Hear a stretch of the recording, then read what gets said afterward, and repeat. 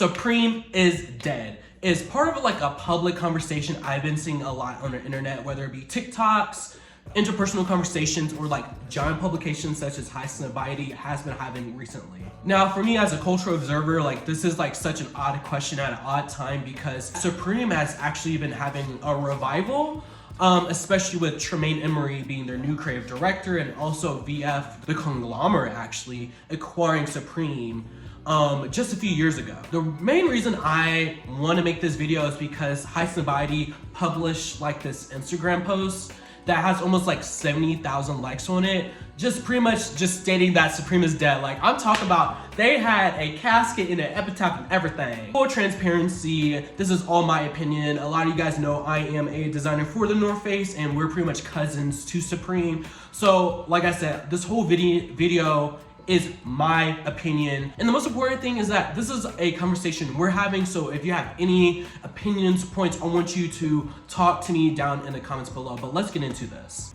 Okay, for context, now I don't like these publications and shit. They're just people at their jobs typing away. And usually I don't pay them any mind because sometimes, most of the times, they really don't know what they be talking about. But I saw that this Instagram post got over 70,000 likes, and compared to their other ones, I'm looking at 8,000, 3,000. What's this? Oh, this one got 20K. But when this one has 70,000, I'm like, all right, this is a conversation. This is a narrative that they're kind of formulating here, and I want to talk about it. Is Supreme actually dead though?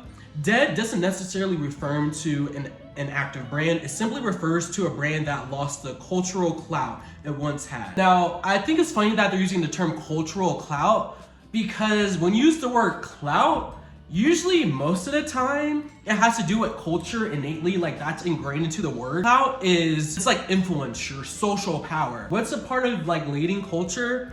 Is having clout. So they're talking about like cultural clout. It's like, dude, you're being redundant here. But that's not the point. So I think they make a really good point of like calling it dead because it doesn't have like the social power it used to back in like the 2010s, but they're losing a lot of cultural context when they talk about this. We are not in the same point we were 10 years ago. Like when you think of like the height of Supreme in the 2010s, what everybody was doing was like the box logo, just simply having a t-shirt with a box logo on the streets. That was money. That was money. You don't need no cut and sew. All you need is like a gilded, little y'all, I know you're gonna get me, but all you need was like a gilded screen printed shirt with a Supreme box logo, and don't let you have a Supreme sticker. Don't let you have a Supreme sticker. That's all you really needed. When you want to call a whole brand dead just because people don't really care about box logos anymore, like bro, like you're gonna have to drop it. You're gonna have to drop it. You're dragging it at this point. Like Supreme has so much value and has so much culture, and to say like Supreme is not pulling the numbers it did back when the most easily consumable item is not as popular as it used to be, it's like, bro, really? It's like calling Bottega Veneta dead because, you know, the cassette purses aren't selling as hot as they used to. It's like it was a moment, and moments don't last forever, and that's okay. But to call a brand dead because of that, it doesn't make sense. And when you think about it too, the way culture and like consumerism, especially with advents of like TikTok, is completely different from what it was in the 2010s. Because when you think about the 2010s, even the mid 2010s, like part of the Supreme appeal was going up to the store, it's the long lines, it's like brick and mortar, and people aren't really doing that. But people, especially after Corona, we really don't do that anymore. You guys can diss TikTok for whatever you want, but the thing about TikTok is I love it because it's such a open gate to so many different other things. Like kids nowadays, like they have so much access to different brands and cultures and styles that we, growing up, we didn't have, you know? So it was so much easier for a brand, there to be like 5 top brands, you have to have all these things, where now it's like we have Goatcore, Bloatcore, Corecore, we got Supreme, we got Palace. I mean, we got high school kids wearing archival Rick Owens. Like, we have to be serious. So when you want to talk about Supreme and like, are they dead?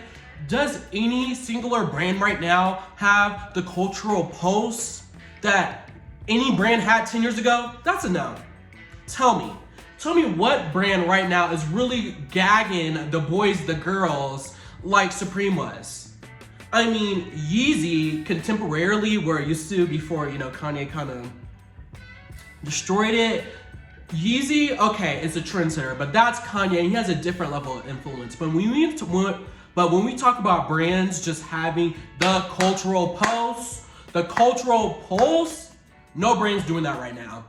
No brand is collectively having Gen Z or late millennial pulse right now. And that's okay. We're just not in that space anymore. Thanks to TikTok and people having accessibility and just being overall caring about fashion more than they did back in the 2010s, it's impossible. And I think it's okay that the cultural zeitgeist of 2010 is completely different than what it is in 2023.